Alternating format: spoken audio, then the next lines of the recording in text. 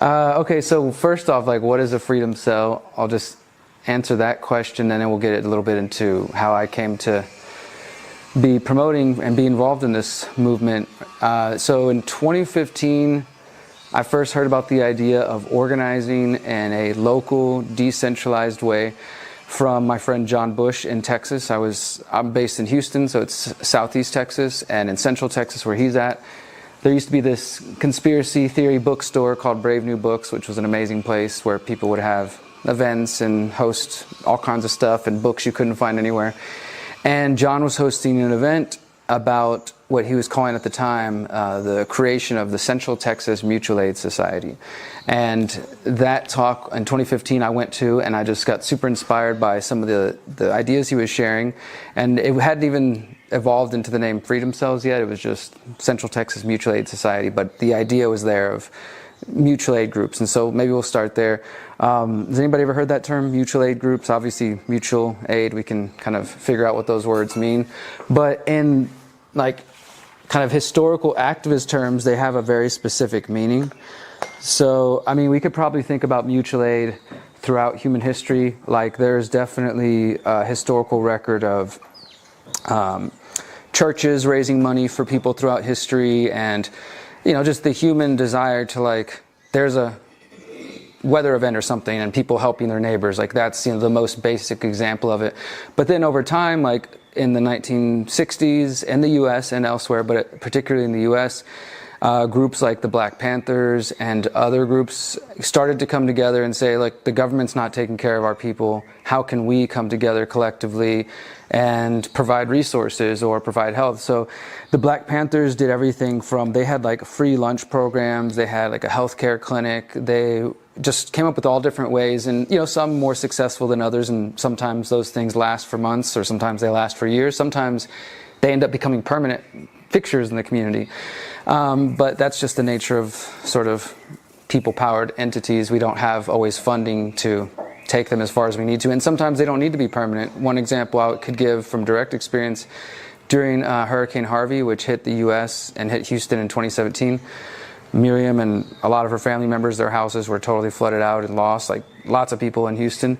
And I was living in an activist house called the Freethinker House at the time, and we basically let it be known that our house was a drop-off spot for all sorts of supplies, and that we would be taking on the initiative to distribute them to where people needed to get them. So that's another example of mutual aid, but it was temporary. It was just needed for this weather event, and then obviously people need help repairing homes, and still to this day people are waiting for money from the federal government in the US 7 years later. So we all understand, like, the value of coming together as community, and that's sort of where the idea of freedom cells come from. So essentially, at the most basic level, freedom cells are mutual aid groups. What might differentiate us from some other examples of, well, I'll give one more example of a well-known, long-established mutual aid group that has followed the decentralized nature that we tried to follow, the localized nature, and just probably the most successful, and that would be Food Not Bombs. Food Not Bombs was started in the US in San Francisco, I think in the late 70s, maybe early 80s, at least in an official way, using that name. And the idea was sort of in a way, it was like addressing homelessness and saying, we're going to go out and feed people who are on the streets. They typically, most of the groups, as far as I know, they do vegetarian meals, and it's prepared at someone's house in the community, and then they'll bring it to wherever a popular place is that there's a lot of homeless folks, and feed people without question, without like qualification of, are you this religion, or are you on this drug, or are you sober? Just like feeding people who need help, and that's it. And it was also kind of taking a stance against like the wars and stuff like that. So Food Not Bombs is where the name comes from. And now you can find Food Not Bombs all over the world. In Mexico, we found chapters in Morelia, and they all kind of have a different flavor, of course, depending on the needs of the community, but that's the beauty of decentralization, right? It's, the general idea is the same, but the way it looks is going to be different depending on, some areas, like for example in Morelia, there's not a lot of homeless people that we see on the streets. There do exist people, obviously, struggling economically, and so they don't necessarily, they do cook and go out, but they have to kind of go out and find people. There's not like one central location like in some cities in the US. There's a bridge or something that everybody's sleeping under, things like that. So they make the effort to go talk to people in the community. Who's in need right now? How can we get resources and bring food and stuff like that? So that's like all over the world now, and that is just an example of mutual aid. People just saying there's a need, we're going to step up and provide it, and the idea caught on, and it's flourished all around the world for 40 years now. And so I started to find the people, as I just said a moment ago, within the Houston Freethinkers who were like the most dedicated people who really cared about growing food, we were really aligned on different issues, and said, hey, I want to tell you guys about this new concept that I'm getting into called freedom cells. And I think the first meeting, it was 4 or 5 of us, and we set a few goals for what we wanted to accomplish. So besides freedom cells being focused on gathering people in groups of 8 to 10, I'm going to go over the principles in just a moment. I would say the main goal is goal setting, is accomplishing things together, like collectively. I mean, this is supposed to be, we kind of promote it as like your activist support network, right? These are the people that ideally you have some level of trust, or you are building trust together, and it serves numerous purposes. It serves community, you know, that basic level of having other people that we can be authentic around, right? And talk and share our visions, our fears, our hopes. And then the rest of it is totally decentralized in terms of what it looks like, right? Because as I said earlier, what works in Houston isn't necessarily going to work in Costa Rica or in Mexico or in Africa or India or some of these other places that freedom cells have started to pop up. They look very different all around the world based on what those people's environment is, what their interests are. You know, some people, for example, come together, they rally around this idea, and they are all parents. So their freedom cell very much orients around maybe peaceful parenting. Maybe they're pooling their money together to hire a tutor to do some homeschooling, some unschooling, right? And that's going to be their focus. And then there might be other things they do, like growing food and stuff, but that kind of becomes their central thing. In some cases, food is the main thing that I've seen some freedom cells working on, building community gardens, backyard gardens, buying land, you know, that big focus, or even doing skill shares, showing how to can and store food, right? Things like that. We sort of took all of that approach. I think our first goals were get every member, which was 4 or 5 of us at the time, on some form of encrypted communication, not because we were planning anything illegal, but just so we could flex our privacy muscles and make sure we were practicing that regularly.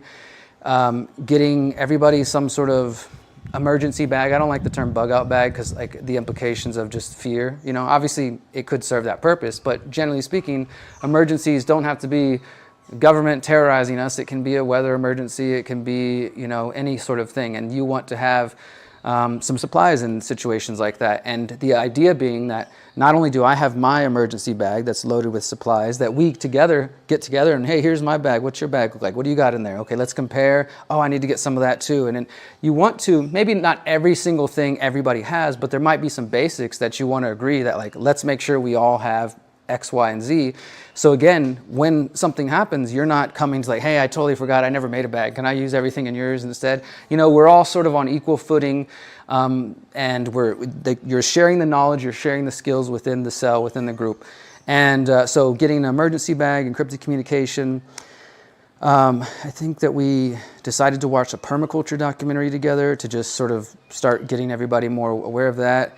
I can't remember what some of the other ones were, but that was sort of just the basis of it, like just having this core group of people out of all the other activists I knew who actually gave a shit about trying to take things a little more seriously. And then the other thing would just be setting goals. What can we do in the next 6 months? Like, what are our main interests? Hey, I really want to learn more about this permaculture thing. Let's start by watching a documentary and have a discussion about it and see where that leads. Then maybe everybody decides, like, you pool your money together to buy access to a permaculture course that, you know, maybe it's online, or maybe somebody goes and takes it and brings it back and teaches everybody else. Like, there's things you can do like that.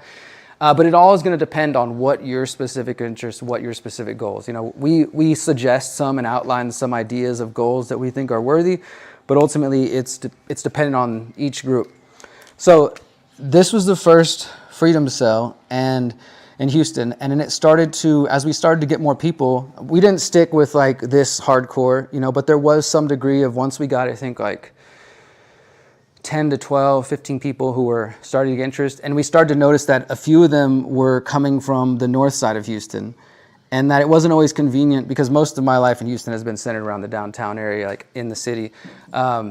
So for some people, that's an hour drive, you know, and they realize, like, hey, you live near here, you live near here too, let's start a North Houston Freedom Cell. And so then the idea we start these groups, like, so you have one here, that maybe as your community is growing, and again, most of this is based on geography and location. Some people create online cells that are based on specific topic interests that you can have discussion groups or whatever, but generally speaking, we're mainly focused on geography and location.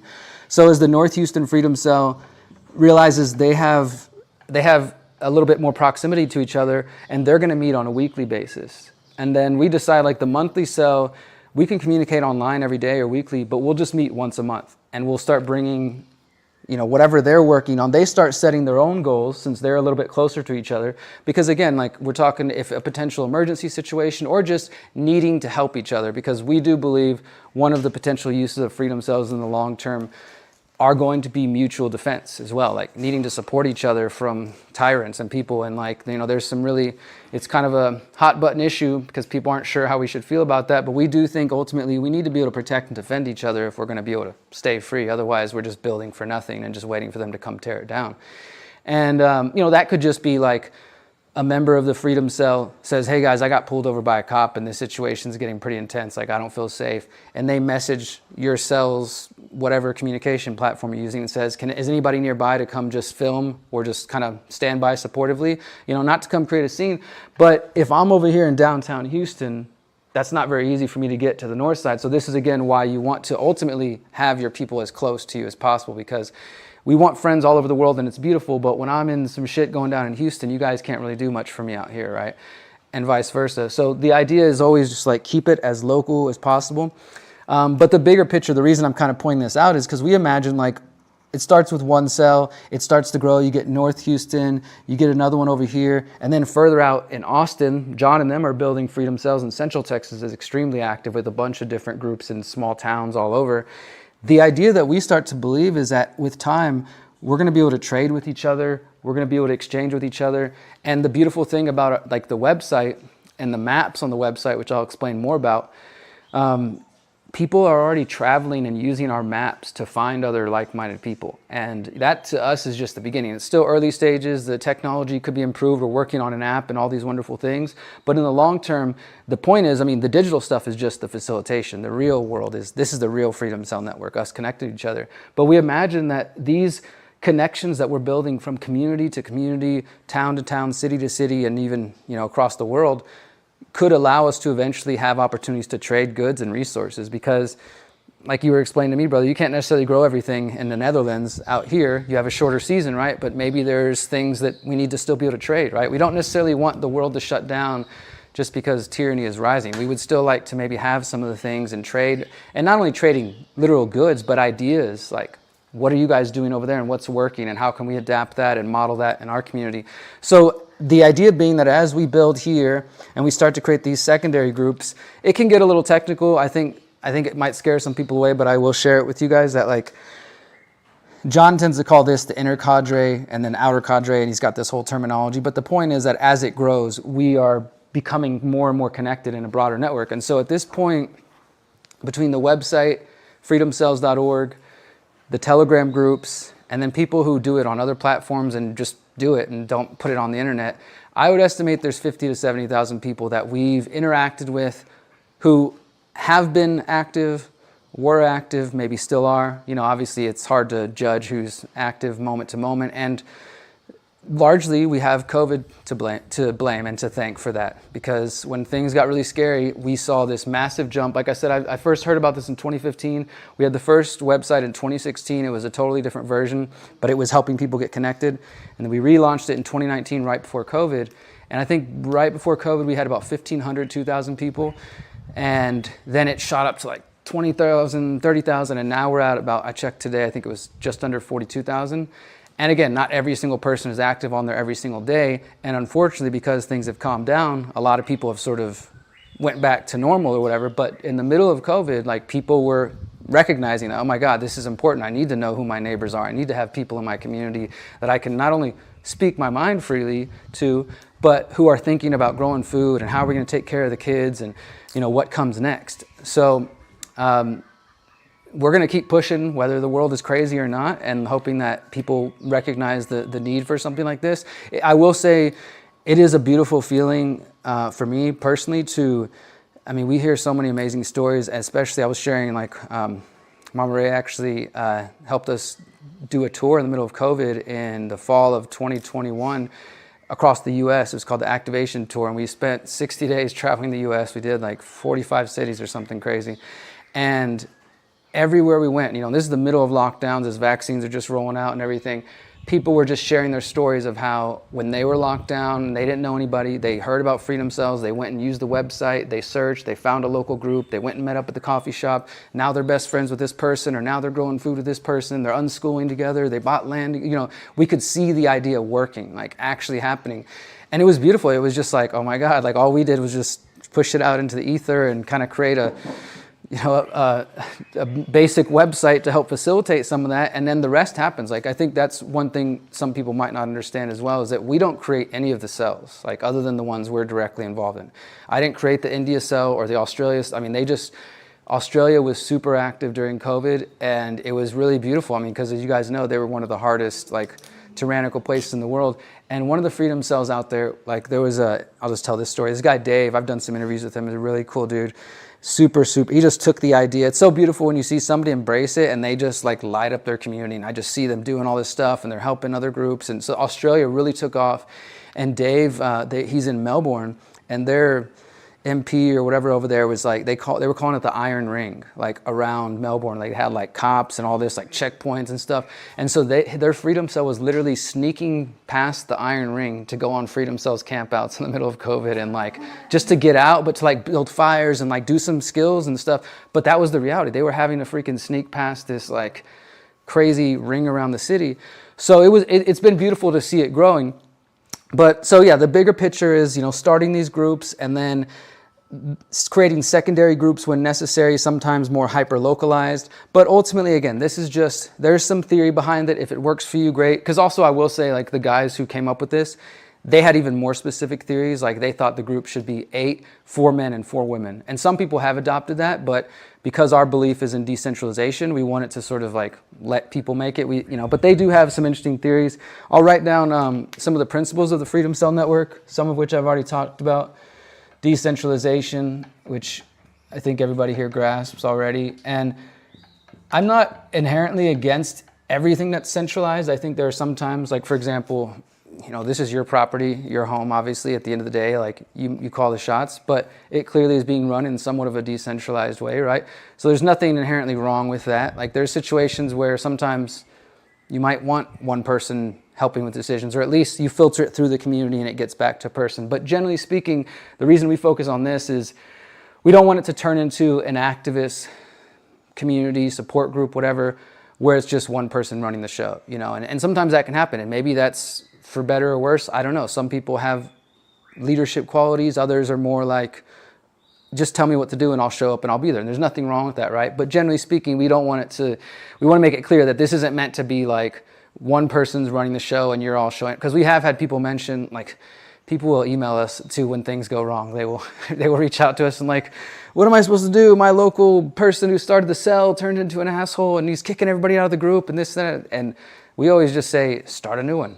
There's no reason there can't be multiple cells in an area. Because I think people get this, again, the sense well, he created the cell for Houston. What do we do now? It's if it's not running the way that you like or with the interests you have or the goals you have, there's nothing. It doesn't have to be a competition even. Let somebody do it their way and you can do it your way, right? So keeping it decentralized, localization. As I shared a little bit earlier, I think it's really important that we're localized as much as possible, because we can only do so much for each other from a distance besides learning and sharing. And the idea, of course, is that as we hold down space in Mexico and the groups in Houston and Australia and Costa Rica, et cetera, it's we're focusing on, we all know that the importance of working on ourselves first, right? You can't fix the world until you start helping yourself. Sometimes we mistakenly do the opposite. We try to fix the world and not work on our own self. I think it's the same thing, focus on as local as you can get. Of course, the most local we can get is in here in our own heart. So that's also, for me personally, a part of this Freedom Cells, the personal spiritual development side of things. But yeah, thinking in terms of what we can do in our own community. And then through that, just learning. It's always, to me, an exciting thing to watch what some other group, Freedom Cell or otherwise, is doing. And then sort of take inspiration and just like, wow, that is a really cool idea. I can't believe somebody's doing that. And how can I adapt that to where we're at? That to me is always the fun part, and just seeing the ideas flourish and grow. And it's that synergy between each other, because I do think, not even just within the Freedom Cell Network, but within the human community, those of us who are asking these questions and having these conversations, that we have all the tools we need. Like, if we spent time as we were getting to know each other, just learning about each of the skills that each of us have in different ways, from with our hands, our minds, whatever, just knowledge. Like, we have everything. We have so much. And I've seen that within the network. We've got lawyers on call. We've got, people who've got just so many things available. And it's a cool feeling to be able to say, when somebody reaches out to you, like, hey, I know somebody within the broader network, or let me pass you on to the person who can, help with that. And so I think that's part of building this community too. The more localized, we also can help each other on a more globalized scale. So decentralization, localization, what the other one? One that we always make the point of just saying, I don't think it needs to really be said here, but it is one of our principles, is that the Freedom Cell movement is nonviolent. And that is really just kind of a preemptive thing, because at least in the United States, and for those of us who aren't even based there anymore, we just know how much reach the US has.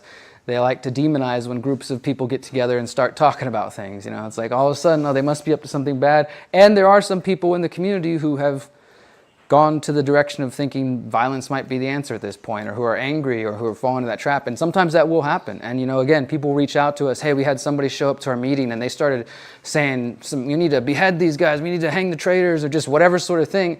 Of course, everybody's first thought is always like, is this person a cop? Like, and people get, and that could be the case. All it would take is for whoever to show up at a Freedom Cell meeting and say something crazy, or to plot something, and then the next thing you know, the Freedom Cell Network is called some terrorist thing or whatever, right? It wouldn't be that hard because of how decentralized. This is the sort of the other side of anybody can say, oh, I'm with the Freedom Cell Network, and then say whatever crazy thing. So we felt like it was necessary to put it on our website and all of our material, like, this is one of our core principles. So if somebody's talking about organizing for violence or something like that, they're not a part of what we're doing. They're just doing their own thing, right? That's something. Strategy to practice if somebody does show up. I would just emphasize these 5 main principles, like asking, like, hey, have you had a chance to visit the website, for example? Because this is all on the homepage. Like, if anybody just goes there and they start learning, they'll scroll down and they'll see the 5 principles, and it explains each of these very clearly. And just try to, of course, not escalate, because the reality is, somebody doesn't have to be a government agent to be angry. There's a lot of people who are rightfully and righteously angry. It doesn't mean violence is the way, but there's a lot of people who've had their lives ruined and family members killed and all sorts of crazy things just in the last couple years, not to mention the broader scheme of things. So I think trying to hold space for that and understand, like, helping people, like, hey, we get, like, the frustration, we get the anger, but that's not our purpose here, So if this is something you feel strongly about, like, we're going to have to ask you to just no longer participate, or, and when you come back, whenever you think like you're ready to organize with us and focus on what we can do on the local level, just try to turn it, again, you're going to have to, we have to be able to defend ourselves. I'll say, like, one cool, beautiful thing about mutual aid groups and freedom cells and spontaneous order.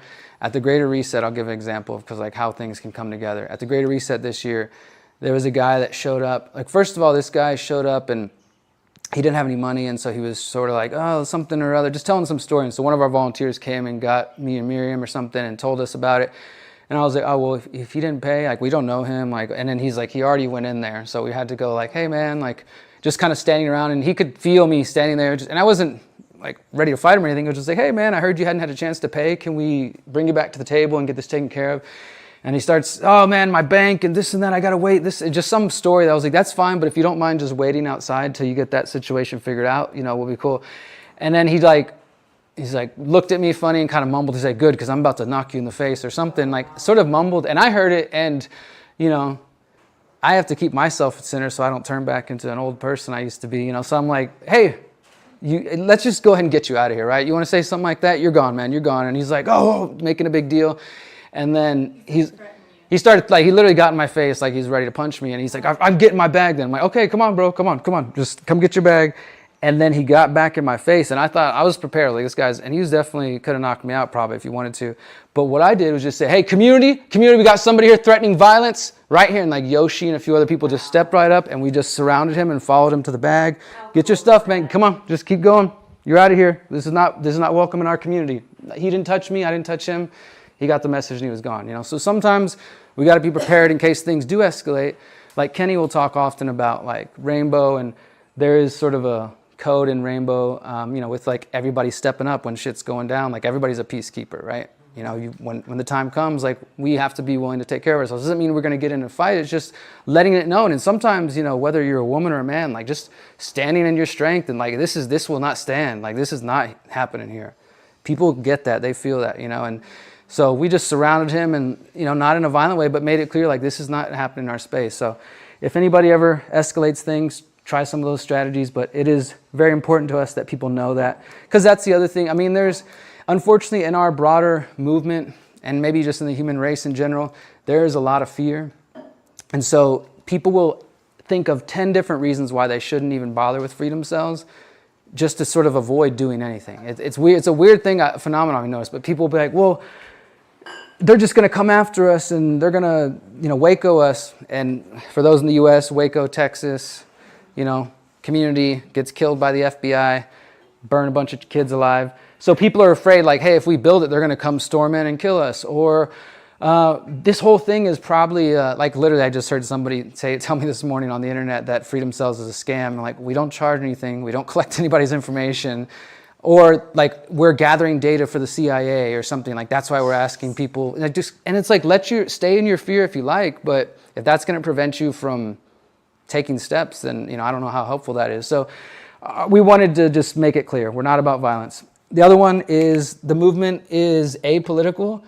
And this just means that like we don't really, generally believe that politics is a solution in the bigger picture, but also like when it comes to like the groups, the websites, the Telegram groups, whatever, sometimes people will join the website and they'll create a cell on the website that's like Trump 2024 or something, and we have to go in and like delete that, or just message them and say, hey, like, we'd love for you to participate in the Freedom Cell Network, but just to let you know, as you probably saw, because when everybody signs up, it mentions the principles again, and you basically, our terms of service are saying, I agree to these principles. I'm not going to promote politics or violence or blah, blah on the website. I'm going to focus on localization, decentralization. So we try to give them a warning and say, hey, we're going to delete this group because this is not a political campaign for anybody. It doesn't matter, RFK, whatever, whoever. And if they don't get that, then we take them off the site. But as I was mentioning at dinner earlier, or at breakfast earlier, because we are a decentralized movement, this isn't copywritten, this isn't like, it's just an idea really more than anything. Our website's freedomcells.org. Some guy bought freedomcells.com and tries to pretend to be us and is probably gathering people's emails who mistakenly sign up for his site, and is basically selling his book and saying freedom cells because Democrats aren't the only ones who can get organized and stuff like that.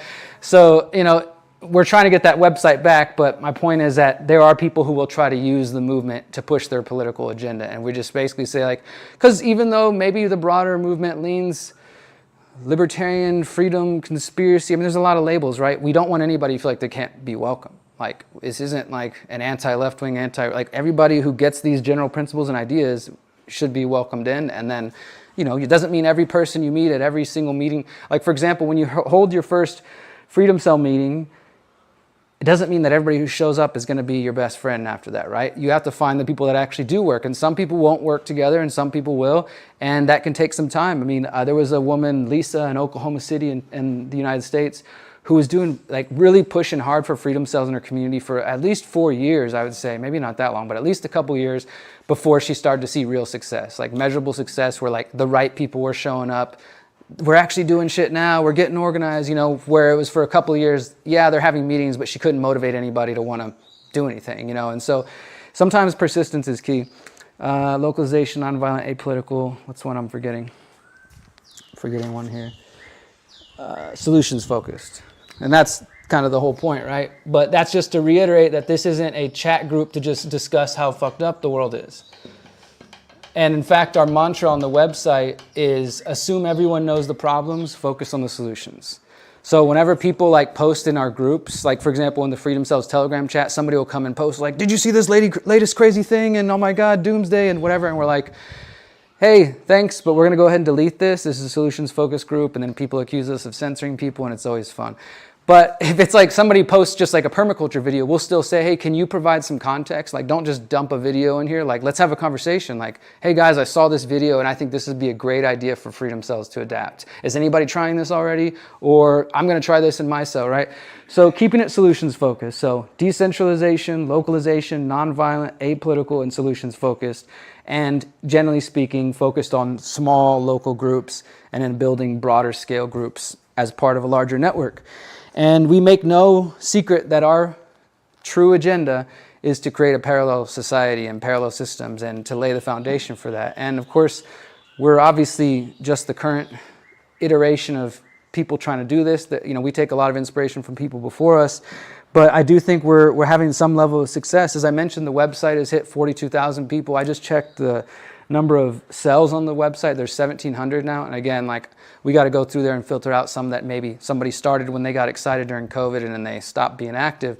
But it does give me hope to know that, like, okay, people are resonating with the idea. The key is just keeping people focused, and you know, there's not so much we can do. That has to come internally. People have to make a choice. Questions about Yep. about being active on the site. So we're on the site. I'm not active on the site at all. You should get notifications. Am I gonna get booted off there? No. I mean, so basically, like, we try, like, you might want to, we haven't implemented any rule yet, but our team has been talking, like, for example, I deleted a group that's been on there for 4 years and nobody's been active for 4 years. I'm like, okay, I feel pretty safe. These people aren't coming back, right? But we're going to probably announce soon, like, hey, if you're inactive for a year, and inactive could just mean like for example, one thing would be posting about this retreat on the cell. So for example, we have next weekend, we have a Morelia Freedom Cell potluck, and we're doing a documentary screening. So this morning, I just went and posted that on the Morelia cell on the website, on Telegram, the Mexico cell on Telegram, the Mexico site on web. You know, so even things like that just show that you still exist. And the idea being that when people come and search, they're going to see, oh, these people are still active. Because, like, for example, somebody asked me this morning, do you know anybody in Panama? And so I went to check. I was like, let me check real quick.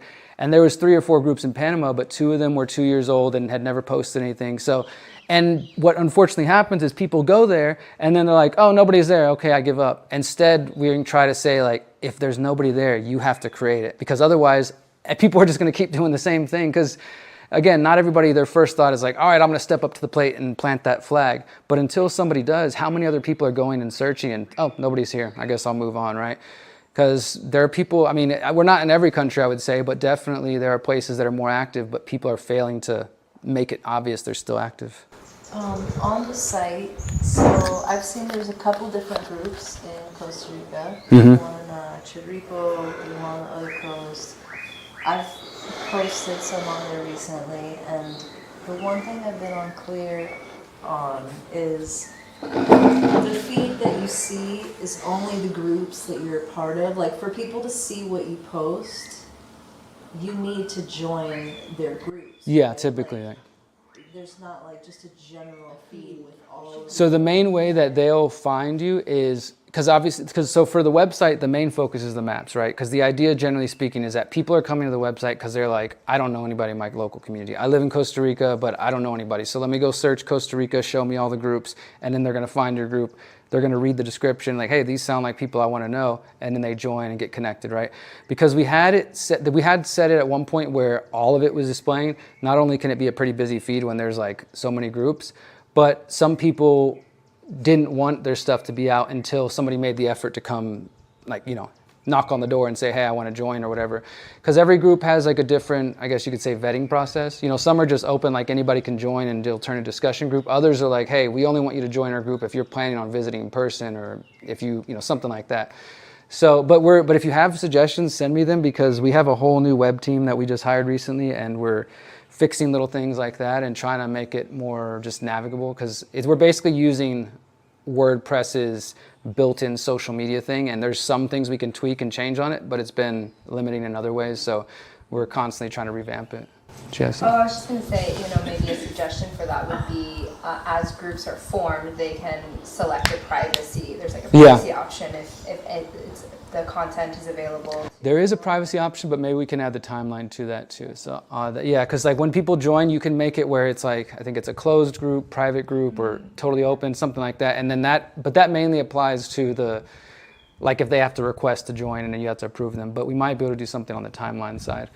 So yeah, I mean, between what we've seen on the website and in the real world, I know that this idea has potential, and I'll share a few more examples of. So I mentioned we have our Morelia Freedom Cell, which I wish was more active when Miriam and I weren't around. I will be honest and say, but it's been evolving, and we're finally finding the people locally who are focused like we are. You know, there's a few other people there. There's others who, like a lot of expats, just want to hang out and chill, and like they're like, I left the U.S. It's over. That's it. That was my whole thing. I'm done.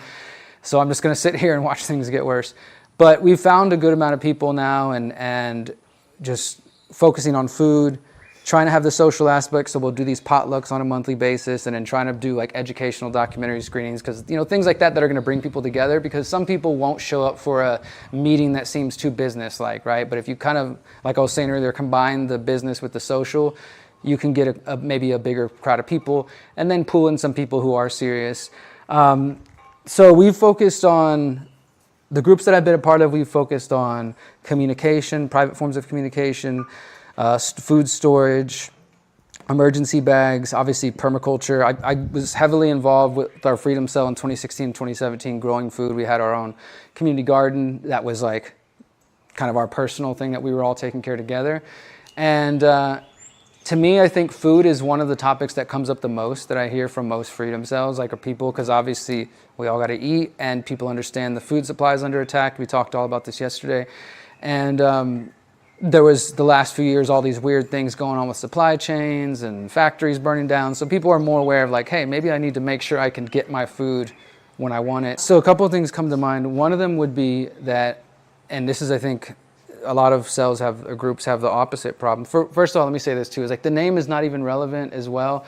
Like some people, we've had people like, cell, like you're putting us in prison cells. There's all kinds of fun things about it. So hub, hive, circles, pod, whatever, it's the concept.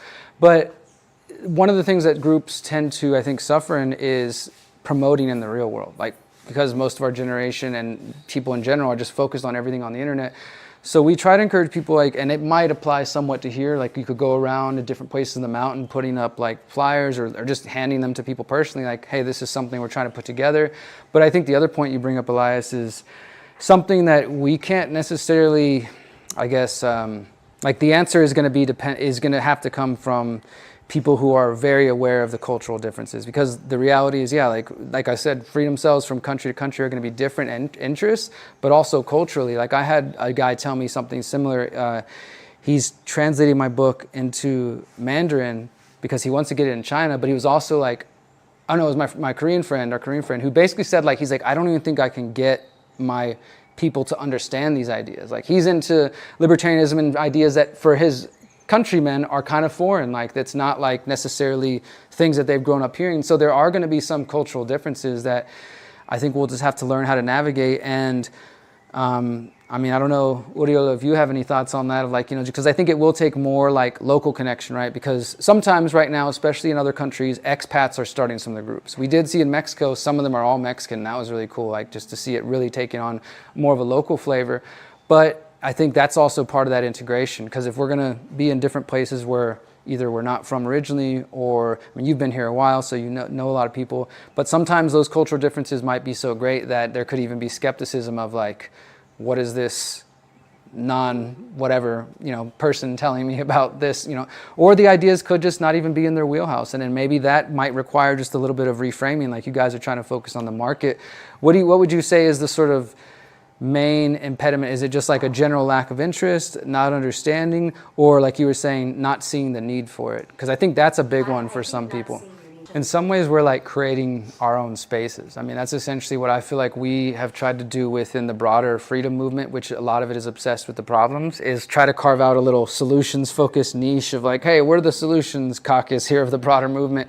Because, and I mean, I feel like that with a lot of things, like I end up creating new things because I don't see other people doing the things that I would like to do. Or just like you said, it's hard to connect with people who don't see the problem. I mean, I think probably because you do have some rapport with neighbors, even if it's not as tight-knit as you guys would like it at the moment, that if you ever really did face some shit hits the fan scenario, people would come together, This you know. entire mountain is on a communication thread. Yeah, so I mean, I think that you guys would probably step up, but the one big thing that I think I've heard you both y'all mention is the economic side, right? The concern about like finances and money and what happens. Now that would affect them no matter, obviously having food is a great resource because then you don't have to worry about how are we going to eat next. But if or when CBDCs come, all these people's money are going to get changed. So things like that are still a real concern, you know, in terms of like having your own, like being able to transact value and have money and use it when you want. But again, it's hard to talk to people sometimes about that issue if they don't understand why it's a problem, like, you know, and some of these ideas we're talking about are, for some people, pretty big ideas to take on. I mean, like I see this with my family, even like in both of our families. Like my mom and my family, they've been to the Greater Reset. They know what I do, but they're not really doing anything about it. They know what I talk about. Like, you know, they'll listen. Like, hey, mom, make sure you're eating organic or whatever. You know, I'll try to talk to them where I can. But I do hold these same fears about my own family because I'm like racking my brain of like, how do I get them? They're not even, I think, going to understand when I try to explain what a CBDC is. How do I explain to them the need to, I finally got my mom wanting to invest some money in crypto. That was like a little, I just told her, I was like, I'm not even going to try to explain it to you. Just I'll hold some money for you and then let me know when you want it back and it should be more, but just forget about it for a while, right? So that's like, okay, I'm making a tiny little step in helping her potentially be a little bit more economically secure with things that are coming. It can be difficult. I mean, not only with our friends and family, obviously, but just trying to meet other community. I mean, I'm not saying that any of this stuff is easy. There's times when, like I said, even the Morelia Freedom Cell, Miriam and I will leave town and it will notice like nothing will happen for a little while. There's a couple people who are stepping up now and that's been cool to see. Like we're on the road, like cool, they're getting together, they're organizing, they're doing stuff. Cause it is a frustrating feeling to be like, I have to fucking be there to make something happen. Right. Like that's why I ended the Houston Freethinkers, cause I got to a point of like, okay, I'm the only one doing things. So I decided I'm not gonna book a meeting next month and just see what happens. And then it never happened again. It was kind of sad, but I was like, I can't, keep trying to motivate everybody if they're not ready. So I totally get like the struggle of getting people to get activated. I wanted to talk for a moment about opportunities, and I feel like we're kind of getting into that already. The opportunity is to do more outreach, maybe in the physical sense, and see where that can go. If food is already so abundant, maybe trying to figure out how to work in that food aspect into the exchange network aspect. I know you guys are already trying that, but just with some more brainstorming of like, how do you encourage people who already feel like they have all the abundance they need to do a little bit more, to kind of prepare for potentially a time when they might not have everything they need, right? That's kind of hard to get out of the present moment. Like, what do you mean? I have all this abundance around me. I can't imagine not having that abundance. It's hard to do that. And so maybe the approach isn't coming from bad things are on the horizon. It's just like, we want to do this cool community project with you guys. Like this is, obviously if people are hesitant to just like, I'm just coming to give you free work. But if it's like, hey, no, this is a mutual benefit. This is a mutual aid idea, right? Like we want you to know that we want your community to be on better footing, just like we're on better footing. And again, that goes back to the idea of the knowledge and the power being sort of diffused, because what you guys essentially have like on the mountain here is kind of like a regional cell, like different groups doing their own things, but collectively united in some ways. And you just want to sort of tighten those, make it a little stronger and give it a little more purpose. And I think you guys are doing it, and you got the ideas. It's just, I would try for sure the physical outreach, like Miriam said, maybe tabling at local markets or just doing the land. Even going beyond just like your local area here, obviously we're talking about as local as possible, but sometimes like, broaden your scope. If there's another group doing something, connect with them. And the other thing I didn't mention, we have pre-made, Miriam made them, we have pre-made flyers. I don't know if we made the Spanish ones yet, but we can make them easy. The Freedom Cell flyer, we have these general Freedom Cells flyers that say like, looking to meet like-minded people, join the Freedoms, and we left like a space blank for people to put their own website, Telegram, whatever. And then we have one that's like advertising the Agora, which is on the website where people can list services and products and stuff like that. So we kind of have those templates already. And I think we have Spanish ones, but if not, we can translate them and then we made those so that people could easily print them out and just add whatever they need for their own links and stuff like that. The other thing that has been on my mind since you mentioned it if you are serious, we could do a Freedom Cells Costa Rica tour, and that would probably help build interest. Like, you know, because I mean, I know there's obviously a lot happening in Costa Rica, but like in terms of not only just the beauty of getting to visit and learn from different communities, but sort of like when we, like I told you, when we did the Mexico tour and the US tour, people understood what we were doing, that we were trying to like bring a message from like, it's like we just came from Dallas and now we're here today. And last night, Dallas was so, just to like, I think it's helpful for people to understand and get the reminder occasionally, like there's other people like you know, 20 miles away, 30 miles, 100 miles away that are just, we just had the same conversation with them last night. And just sort of kind of building that awareness that there is a network of people that are trying to focus on this. And maybe doing something like that would bring some more people out of the woodwork who haven't stepped up, you know. That's what I was saying. Like, if you feel like you're living in a land of abundance, it's hard to plan for scarcity, like, you know. But if you're living in the city, you can see what's coming. You're like, oh fuck, I need to get on some land. You know, it's easier to see why there's a need for this. Yeah, I wish we didn't need to be motivated by fear, and we could just act whenever, you know, be proactive. But sometimes we need, I mean, that's what I was saying, COVID was our biggest gift, because, you know, to that point, I think that the difference, like, so obviously just running away from bad situation isn't necessarily mean you want to do something about it. Like, it's a human instinct to like, oh, something bad, I'm going to run away, right? That's a big step, and we met a lot of people who were courageous and moved countries or cities or whatever. And that's one thing, but then it's a whole nother thing to be like, and now I'm ready to embrace a new lifestyle and change things, you know, because some people really did just like, maybe they were living in the US or the UK or wherever, and they were generally okay with their life. Like, they didn't like what the government was doing, but they're not necessarily the kind of people who are like, I need to grow food, I need to build a house on land, and I need to get more closer. They'd be content to just be in the gated community as long as they're away from where they think the bad things are happening. And I think that's unfortunate, because I do think we're gonna need more than just that. Like, because to bring it to the spiritual side, if we're just recreating the same systems, mental, physical, spiritual systems, we're gonna do the same thing eventually. It's just gonna cycle back, you know? So that's why really what we're trying to do here, I think, is sort of cutting edge in terms of just asking people to think beyond the present moment, where things feel kind of okay and where there might be a state of abundance.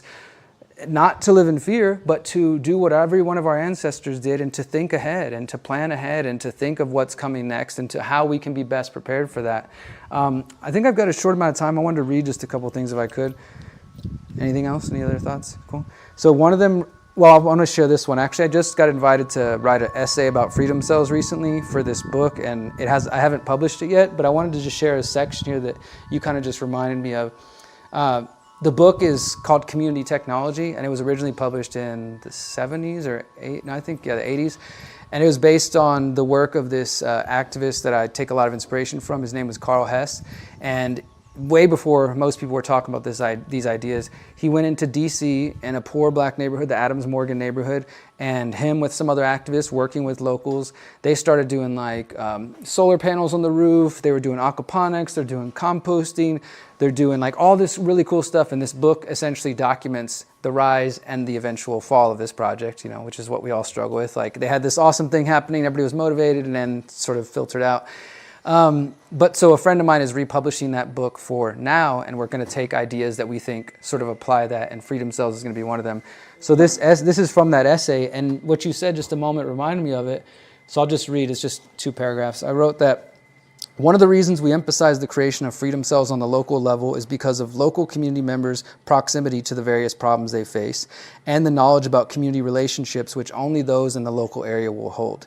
As more people desire a closer connection to those in their immediate area, they also begin to desire the ability to play a direct role in the choices made about their neighborhoods. So in this part, I mentioned that Carl Hess in the first book, he talked about that we often, as we're wanting to build communities, we want freedom of choice, like in some version or another. And he said that he believed this was a mistake, and that instead, when we're wanting to build communities, we should look for the freedom to create.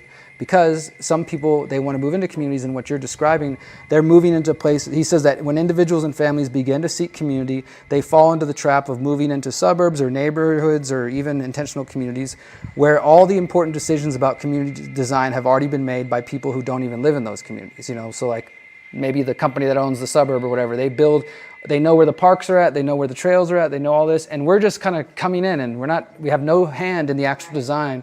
And so he said, quote, if as surely as freedom of choice has come to mean freedom to choose between already existing situations and the development of which you were not directly involved, then it does not reflect a free society at all, but rather an ordered society.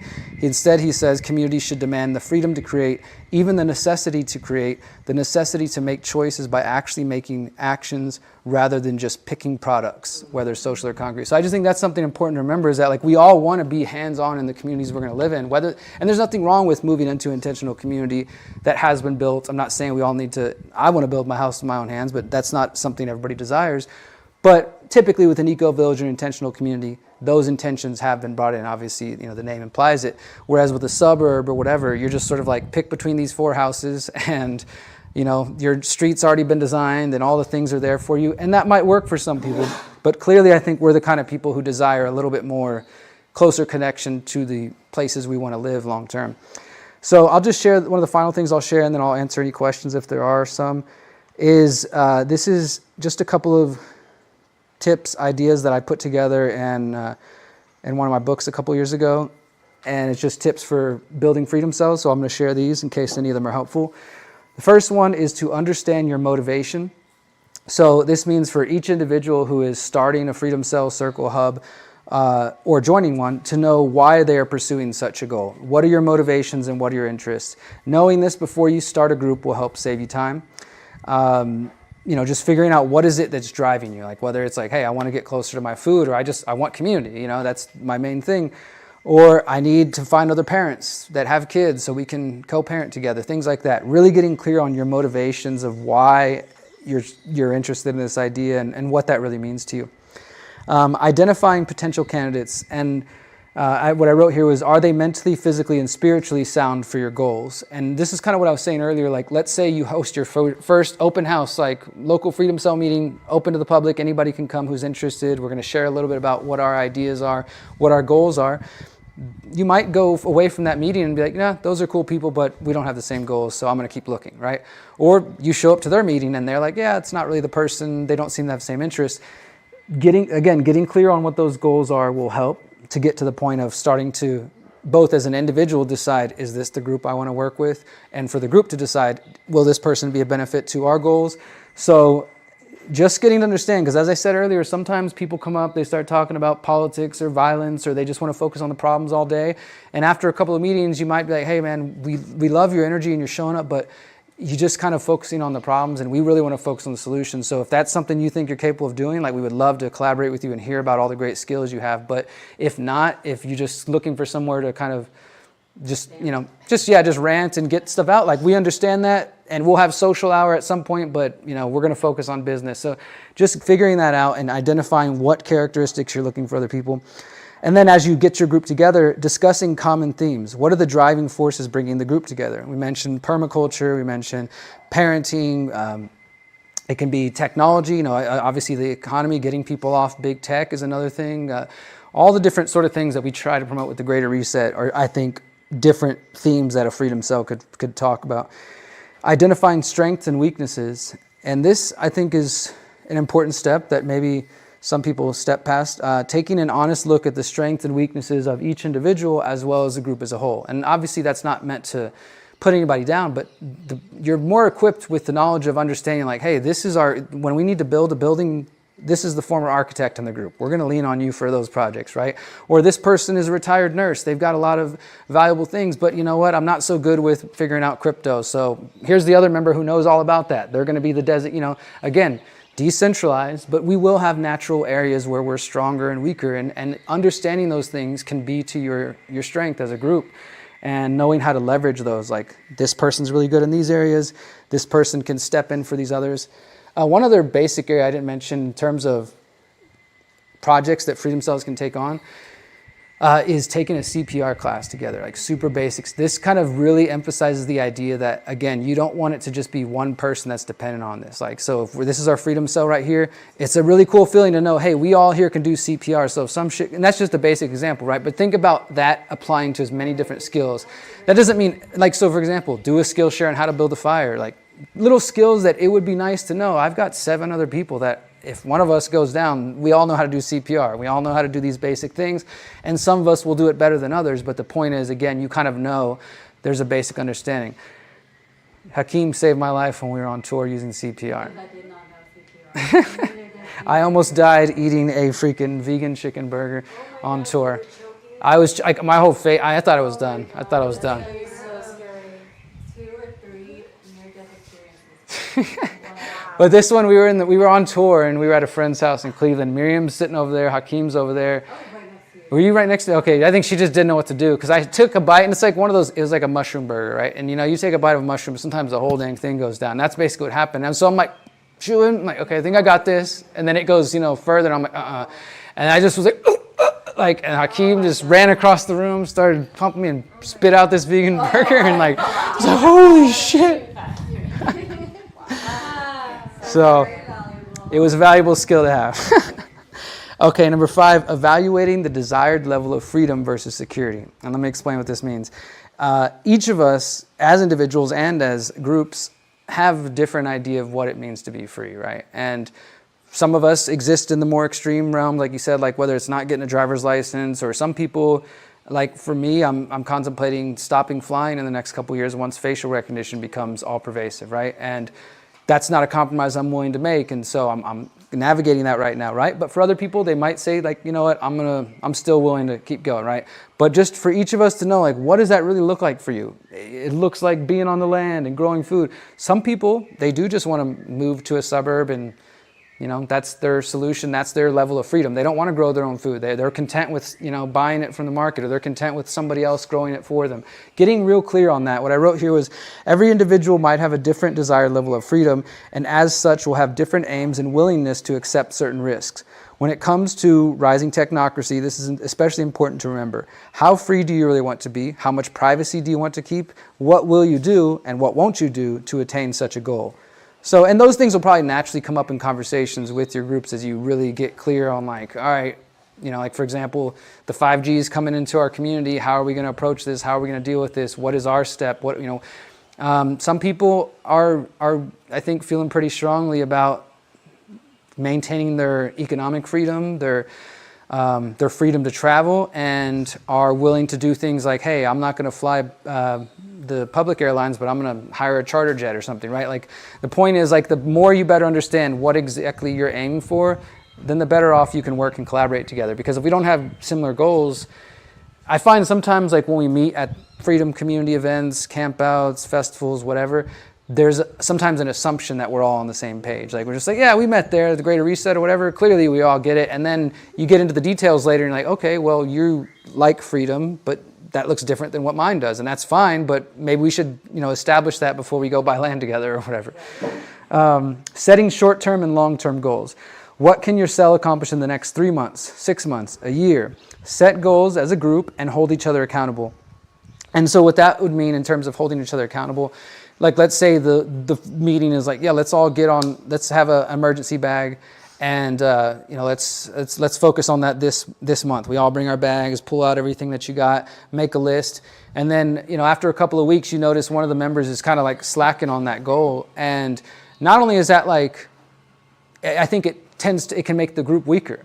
Like, if we're trying to build strength, like, and decentralize that power, it's like with the CPR example, it's like, all right, well, we've all taken our CPR certification. You still haven't gone. Like, is there anything we can do to encourage that, to make sure we're all, so just holding each other accountable. We set this is our 3-month goal. We want to make sure you make it. Come on, let's make sure that happens. Let's make sure you make time for it. Just holding each other accountable, being that support system for each other, and not in a negative way, but to just encourage each other and keep each other going, because sometimes we do need that outside motivation to get our shit together. Mindfulness training, I think this is important for Freedom Cells. Incorporate activities like nonviolent communication training, group meditation, and then accomplishing those goals. So this is one thing that I think we could see more of in different areas. Documenting each goal successfully, like video that your cell shares, like, hey, look at this garden we built today. That's like building morale. It's boosting the idea. It's showing other people in other places that are struggling, like, okay, this does work. Like, and that's a cool idea. We could do that, Or, you like take a picture together. Here's us at the potluck, and we just set a bunch of meetings. Like, just documenting this process. It's sort of, in a way, it's propaganda. It's like encouraging people to see that this idea is actually working. It is beneficial. But not only that, for your own kind of encouragement, you got, like, here's our goals for the next 6 months, and here's a picture of us accomplishing the first one. We all got our bug out bags. Here's our CPR certifications. We built a garden together, you know, and you're documenting and physically looking at what you're accomplishing together. Ongoing group education and communication.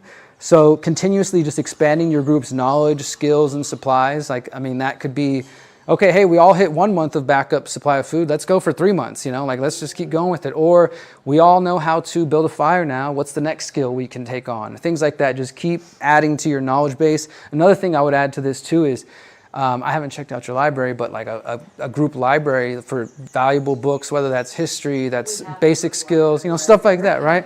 We have a similar thing at like our house. We have all these books and like zines and stuff that we know are so valuable for different things. And then sometimes, of course, the books sit on a shelf and you're like, oh my God, I have all this knowledge here. Why do I keep looking at the internet? It's all right here, you know? Like, so building your knowledge base.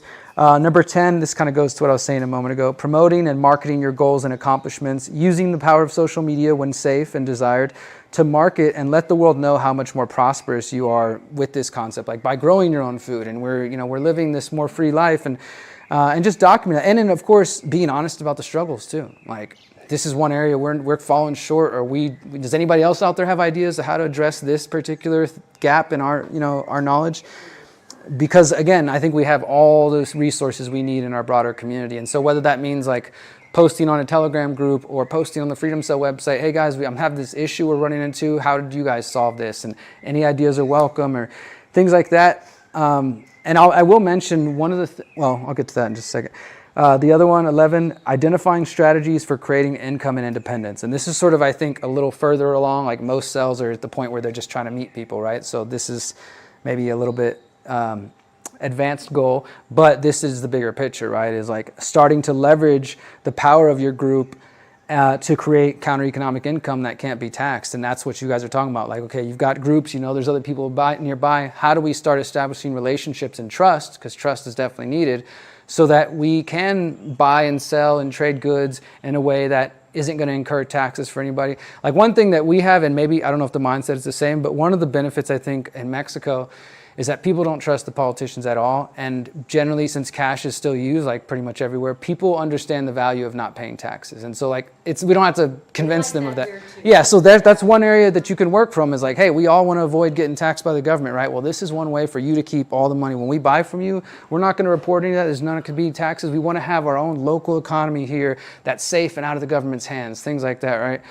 So leveraging that power of your group to create counter-economic income as individuals and as a group. And when you have land, of course, that opens up a lot of potentials, because if you got land, you can host workshops, retreats, you can sell food, you can do things, and that can actually get to the point where your group can, instead of just being a fun weekend group that you have, but it can actually start to become something that's producing income and providing for people. That's the bigger picture that we're aiming for. And then 12, to network with other cells. This is what I was saying earlier about maybe collaborating with some of the other groups that are going on in other parts of the country. I put the key to opting out and to building the counter-economic community is to network with other folks here. This means not only in your immediate community of allies, but also the larger network of cells in your city, state, province, nation, and of course the global community. And this probably goes without saying, but I think it's worth saying, it's up to you to make an effort to network with other activists and free thinkers. A lot of people will come in and, as I said earlier, they'll join the website and they'll message me or John and say, hey, I signed up on my area and nobody's there. This thing doesn't work. What are you guys talking about?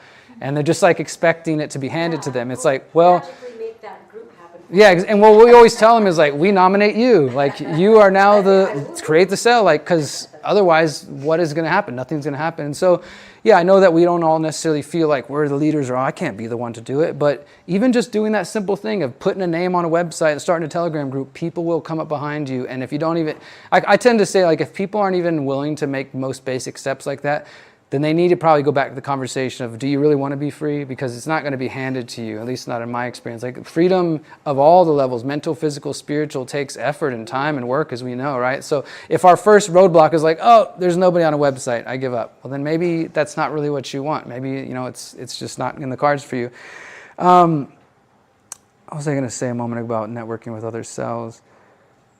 I think that might be it. Overall, I think we're at a point now where we've established this idea, we've connected with people. The most popular places have been the UK, Australia, India, There's even a few in Africa, of course, Central America, and Mexico's got about 15 different cells, or it did before. I don't know where they're all at the moment, but and then across the U.S. and Canada, like we see that there's people who understand the value of mutual aid. I don't want it to take another global disaster to motivate people to come running back to freedom cells, but it might take that for some people because people have sort of settled into where they're at. I think the goal for those of us, though, who have eyes and ears to see and who are being proactive and forward thinking is to just keep plugging away, like as difficult and as maybe sometimes like, just difficult it can be, is to just keep trying to find the other people like us that we can work with and that have similar ideas. And if they're not in the most immediate area, maybe expand our reach a little bit and see how we can collaborate with others who are like-minded. And I have full faith and belief that through these collaborations and these connections, the ideas and the resources and the things that need to happen, the people that need to meet, that they will happen. It doesn't mean it's going to happen overnight. And obviously we've got some work to do, but that's a little bit about freedom cells, guys. Any questions, thoughts? Awesome. Appreciate you guys.